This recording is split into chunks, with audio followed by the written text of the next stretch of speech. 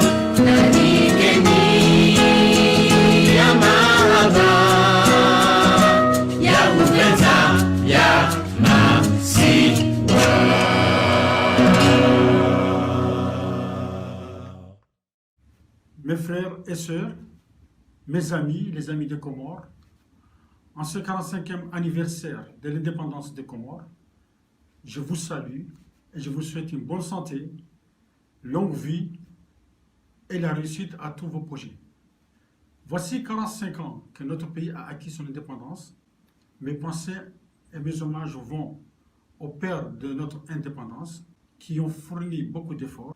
Ils ont aussi beaucoup travaillé pour que notre pays soit indépendant. Les efforts fournis pour établir une base constitutionnelle qui a permis à notre pays une reconnaissance internationale souveraine. Ces 45 dernières années, nous avons eu beaucoup de choses, c'est-à-dire des belles choses ont été réalisées dans mon pays. Les écoles, les grandes routes, les universités, le port de l'île d'Anjouan à Moutsamoudou et l'aéroport international à Aya. Cependant, il y a eu aussi des dates dramatiques où aujourd'hui nous connaissons des conflits inter-îles, des conflits tribaux, des conflits entre frères et sœurs. Aussi, nous avons connu beaucoup de coups d'État. Nous avons connu aussi le séparatisme. Il y a eu beaucoup de choses. Malheureusement, aujourd'hui, on voit même la fuite des cadres, la fuite des cerveaux partent à l'étranger pour fuir la misère aux Comores. N'oublions pas aussi que nous avons perdu plus de 20 000 personnes entre l'île d'Anjouan et Mayotte. Ce sont des hommes et des femmes et des jeunes qui fuient la misère pour aller trouver une meilleure vie à Mayotte. Tout simplement parce qu'il y a une mauvaise gestion dans notre pays. Il est temps de nous unir pour bâtir notre avenir et aussi pour promouvoir ainsi notre développement socio-économique. Je vais souligner ce qui se passe aussi dans ce monde, la période où nous vivons aujourd'hui, le virus invisible qui tue beaucoup de monde. Nous avons enterré un ami au cimetière de Jean Schroll à la ville de Vitaneuse. Je peux vous dire que j'ai vu des tombeaux récents. Ce sont des hommes et des femmes qui sont morts de cette maladie. Nous devons multiplier les efforts, faire attention, car la maladie tue, elle est toujours là. Je peux vous dire que ce matin, j'ai entendu les médias russes qui ont annoncé plus de 10 000 morts. Même ici en France, jusqu'à aujourd'hui, il y a des gens qui rentrent dans les hôpitaux, ils ont chopé le virus. C'est pourquoi j'appelle à tous à faire attention, à prendre des précautions, car la maladie, elle est toujours là. Je vais passer une vidéo de l'association FIDA, une rencontre qui a eu lieu à la belle ville de Clichy, où nous sommes réunis, membres de FIDA, beaucoup de monde. Je vais passer la vidéo.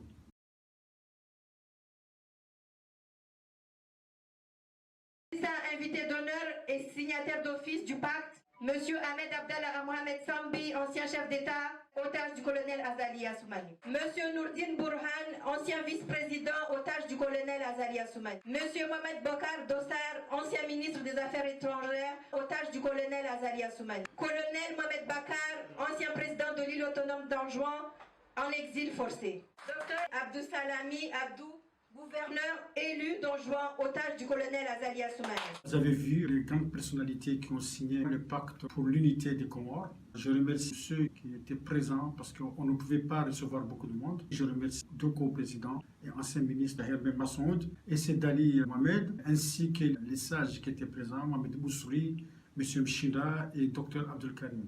Nous, jeunes Comoriens, nous profitons de de leur sagesse, conseils et de leur expérience. Et nous avons besoin de leurs conseils pour pouvoir proposer des projets pour le développement de notre pays. Nous nous sommes réunis ce 27 juin à la ville de Clichy pour signer le pacte pour l'unité des Comores. Nous appelons à respecter les accords cadres de la réconciliation nationale. Ces accords signés et approuvés à la ville de Fonboni le 17 février 2001 par tous les leaders qui étaient présents avec la présence de l'organisme de l'ONU, l'Europe, l'OIA, la Ligue arabe. Ces rapports ont construit un nouveau Comore répondant à la nécessité de partager les pouvoirs entre les îles. Chaque île doit librement administrer et gérer ses propres intérêts et promouvoir ainsi son développement socio-économique. Et pourtant, ces rapports ont stabilisé notre pays pendant 15 ans. Je ne sais pas pourquoi aujourd'hui on peut changer ces accords cadres. Et là, je remercie beaucoup des leaders qui ont soutenu ces rapports. Le président Bakar, le colonel Abed, là-dessus, aujourd'hui, chaque île doit gérer ses biens, son administration. Je reste là-dessus. Pourquoi j'ai fait cette vidéo? Comme je vous l'ai dit, il risque d'avoir un bec de sang aux Comores. Je redoute une guerre civile dans notre pays. Ma vidéo a pour but de vous donner des éléments explicites afin de vous permettre de comprendre la réalité politique explosive dans mon pays. Pour ce faire, je vous renvoie mes documents sur l'emprisonnement de Ahmed Abdallah Sambi et aussi le hold-up électoral au Comores. Ma page Facebook, Seyd Ali Mendou, vous allez trouver ces vidéos, hold-up électoral au Comores et l'emprisonnement de l'ancien Raïs Ahmed Abdallah Sambi. Vous allez constater tout ce que j'ai publié, tous ces éléments sont avérés aujourd'hui vrais. De par les actions posées sur le terrain par Azali Assoumani et son équipe. Depuis 2000 jusqu'en 2020, plus de 11 chefs d'État africains, avec l'aide des Occidentaux, ont changé la Constitution pour se maintenir au pouvoir. Et quand vous regardez en Europe, il y a 50 ans, la Constitution a été changée. Pourquoi les Occidentaux obligent nos leaders à changer une Constitution? Tout simplement pour mettre le désordre et pour gérer leurs intérêts. Je vous mettais des images et des photos où M. Azali Assoumani a fait des discours.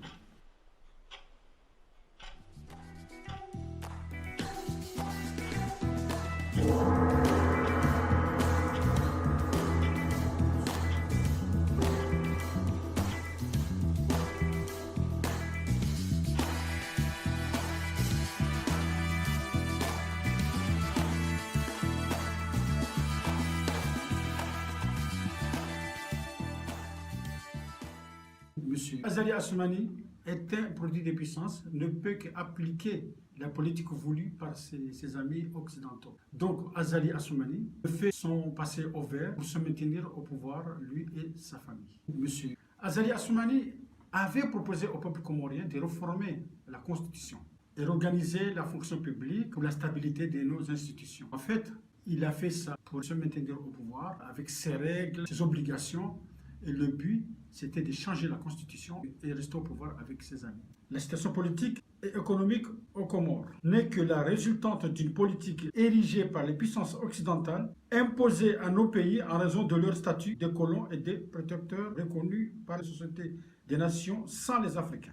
C'est ainsi que chaque pays ou sous-protectorat se retrouvera sous le joug de ces puissances qui vont instaurer les systèmes de gestion obscure des biens de nos pays avec leurs agents nommés et installés comme présidents. Nous n'avons aucune souveraineté, aucune indépendance. Nos frontières peuvent être modifiées selon leur satisfaction, leurs besoins. D'autant plus que nous devons toujours passer par eux pour négocier tout accord politique, commercial, etc.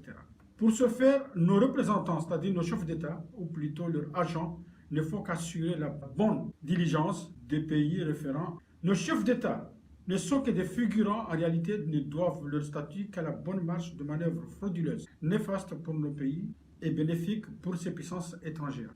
La conférence de Berlin a partagé notre continent entre les grandes puissances occidentales en raison de leur position dominante en tant que colonisateurs ou pays protecteurs. C'est ainsi que le continent n'a jamais pu se débarrasser de ces chaînes coloniales.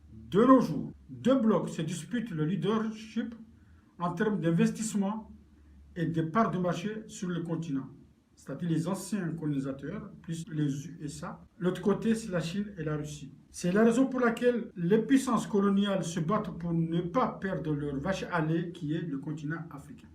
Les économies occidentales soutenues et fonctionnant grâce à nos ressources, les pays colonisateurs se battent afin de maintenir leurs agents à la tête de nos États, afin de faire perdurer les systèmes de pillage, d'exploitation et de destruction du continent africain.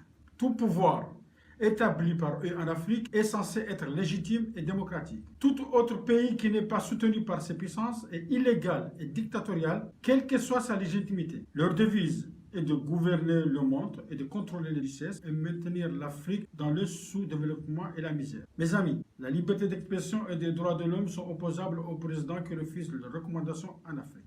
Alors, Monsieur Assoumani, en termes de gouvernance, vous êtes un peu cité comme un exemple sur le continent, puisqu'après un premier mandat, vous avez cédé le pouvoir sans problème. Quel regard portez-vous donc sur vos homologues, ces présidents africains qui s'accrochent au pouvoir? C'est dommage qu'il y ait des présidents qui veulent remanier la Constitution, la changer pour se représenter.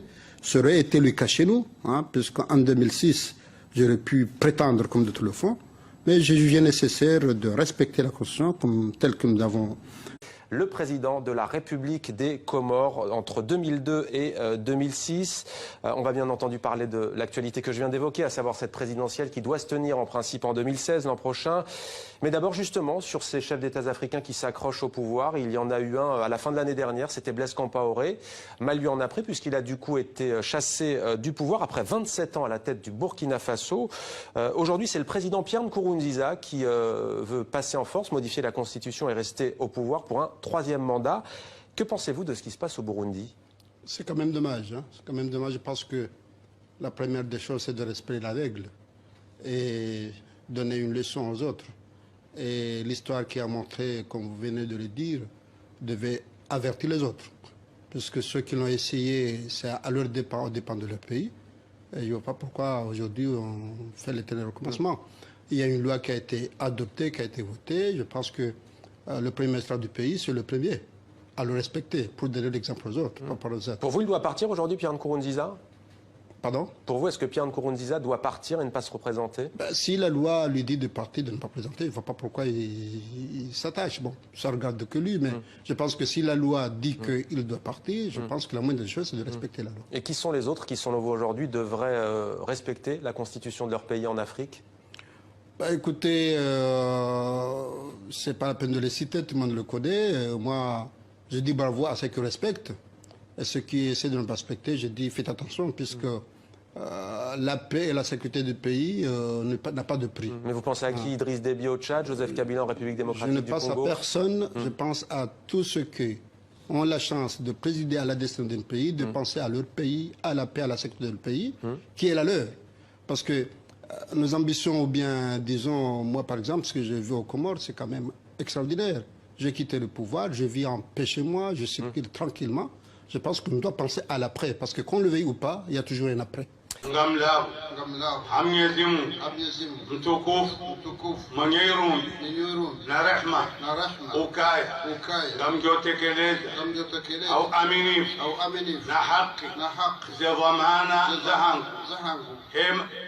faida jumla ya hoa Komoro ahustegi sharia haba hari kwaja kubaleza voti hari kwanza de 2021 na mbeka waranse mbwiri na jitayarisha 2024 kwa joka bakandida kwa sababu problem ni zambe banu hautulivu kamratsi mhadaini ya 2021 banu mrujwa ujihada au hahadalwa hahadawandu mratsi mhadaini les changements construits Faniha au 2019 à 2024.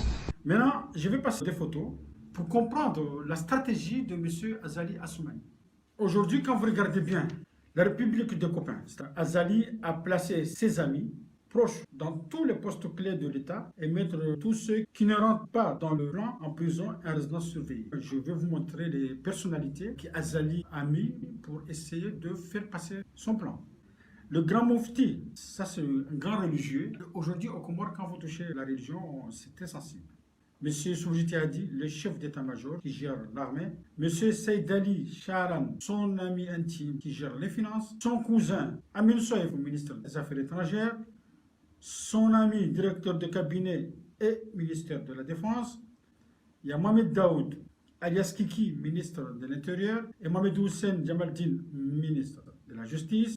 Monsieur Ahmed Saïdi, directeur de sa campagne présidentielle et ministre de l'économie.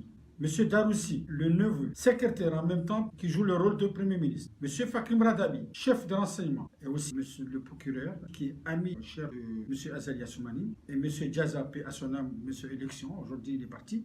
M. Moustadran Abdou, aujourd'hui le président de l'Assemblée, et les membres élus de la Cour constitutionnelle. Pourquoi il a fait ça? Quand on met un plan, il faut placer tous ses amis chers qui ne vont pas le tromper. La devise d'un dictateur est d'avoir des forces armées et des polices fortes et bien équipées, des services de renseignement dans toutes les villes et villages et au sein des partis politiques qui font remonter toutes les informations. C'est installer la peur, la violence et enfermer tous ceux qui sont hostiles à son plan.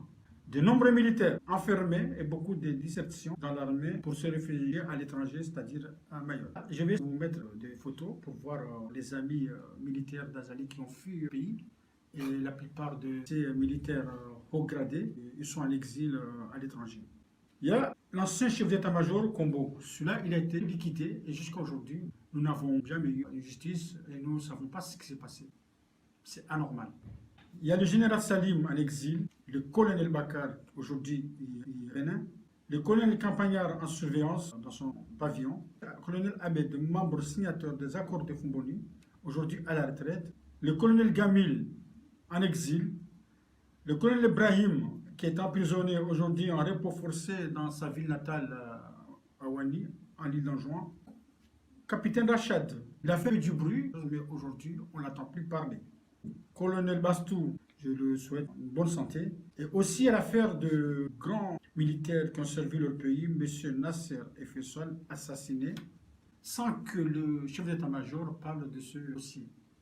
Nous, Comoriens, nous souhaiterons savoir ce qui s'est passé dans ce camp militaire, mais c'est un dossier qui est resté vide.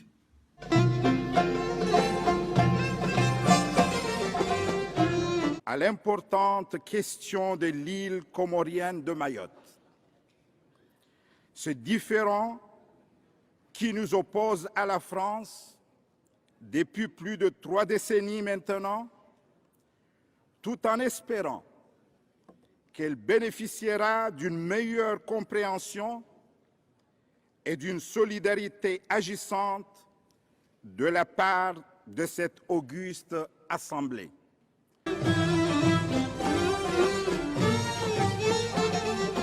الحمد لمن قدر خيرا وخبالا الحمد لمن قدر خيرا وخبالا والشكر لمن صور والشكر لمن صور حسنا وجمالا الحمد لمن قدر خيرا وخبالا الحمد لمن قدر خيرا وخبالا والشكر لمن صور الشكر لمن صور حسنا وجمالا فرد صمد عن صفة الخلق بريء فرد صمد عن صفة الخلق بريء رب أزلي رب أزلي خلق الخلق كمالا. Donc il y a eu un simulacre de justice et c'est en ce sens que la justice n'est pas appliquée aux Comores parce que, et je me suis adressé même au président, vous parlez de dictature aux Comores, mais même je me suis adressé au président Macron ici et je me suis adressé également au ministre des Affaires étrangères, M. Le Drian, mais même je me suis adressé au président Macron ici et je me suis adressé également au ministre des Affaires étrangères, M. Le Drian, pour dénoncer justement ces pratiques. À aucun moment, justement, il n'y a eu une réponse, même pas un accusé-réception, pour leur dire de toute façon le droit n'est pas appliqué, intervenez. Or, il y a une façon, si vous voulez, d'évacuer, on ne répond pas. Alors qu'en fait, il s'agit de droits de l'homme, il ne s'agit pas d'ingérence particulière, mais on ne répond pas justement aux sollicitations justement concernant les droits de la défense. On utilise la guerre entre sunnites et chiites, c'est-à-dire des choses qu'on n'a jamais connues.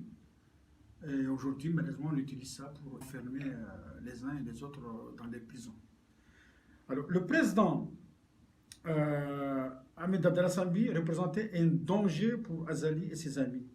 Il fallait le faire venir au pays pour lui coller un dossier vide afin de l'écarter politiquement et physiquement dans l'espace public, comme d'autres personnalités encore en prison et en résidence surveillée. Dans ce dossier de la citoyenneté économique, pour emprisonner Sambi, il fallait réunir les gens à la présidence Il y en a un qui a parlé et qui a demandé pardon à Ahmed Abdallah Sambi. Maître Saïd Larifou, l'avocat. Monsieur Larifou, il était présent, il doit dire la vérité. Aujourd'hui, nous savons tous qu'aux Comores, tous les présidents ont vendu des passeports. Et si vous vous rappelez très bien, au Kenya, il y avait l'ambassade des États-Unis qui était explosée. On a trouvé des agents avec des passeports comoriens. Il se dit même qu'en Tchétchénie, on a trouvé des passeports comoriens. Et ces passeports comoriens, on les a trouvés avant même que Sambi arrive au pouvoir. Je propose que tous les présidents, leur ministre des Affaires étrangères, leur ministre des Finances, le ministre de l'Intérieur soient jugés parce que tous ces présidents, tous ces gouvernements ont vendu des passeports. Je ne comprends pas que le seul M. Ahmed Abdallah Sambi qui est emprisonné alors que certains comme Saïdié, comme Dashraf, aujourd'hui, ils ont des postes clés dans ce gouvernement. Même M. Azali Assoumani a vendu des passeports. M. Iki Loulou, il a vendu des passeports. Toutes ces personnalités qui ont vendu des passeports devaient être écoutées par une vraie justice. M. Azali Assoumani, pour mettre son plan en exécution, il a pu observer ses adversaires, ses amis et ennemis afin de connaître leurs faiblesses, les mettre à dos les uns contre les autres dans la place publique. Ensuite, les recevoir en promettant des places en or, au point où certains ont suivi ces recommandations pour bien les humilier. Hélas, certains sont en prison et d'autres en résidence surveillée. Aman, Aman, Aman, Aman, Aman, Aman, Aman, Aman, Aman. Je n'ai un emploi, aujourd'hui c'est devenu un jeune chômeur. T'as augmenté ton salaire, ainsi que celle de tes voleurs.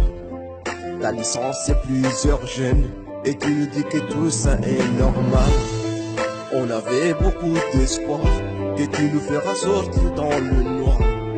On vous a donné le pouvoir, après 3 mois on voit tous les regrets. T'as apporté la misère, dans notre pays ainsi la galère. Sema sampunda masuzi leo risizona bwana rais. Amani ya tuwazali ya suma. Shake urire maunu masiwana. Negari uko sasama. Amani ya tuwazali ya suma. Mes chers compatriotes, les amis de Comores, j'essaie de vous montrer ce qui s'est passé ces dernières années dans mon pays. Je souhaite un jour que M. Azali Assoumani comprendra que ce n'est pas avec les armes qu'on peut gérer un pays. Nous devons avoir un débat d'idées, nous devons avoir un débat de projets pour essayer de sortir notre pays dans le coma où il se trouve. Personne n'a gagné avec les armes. Mes chers compatriotes, les amis de Comores, bien à vous.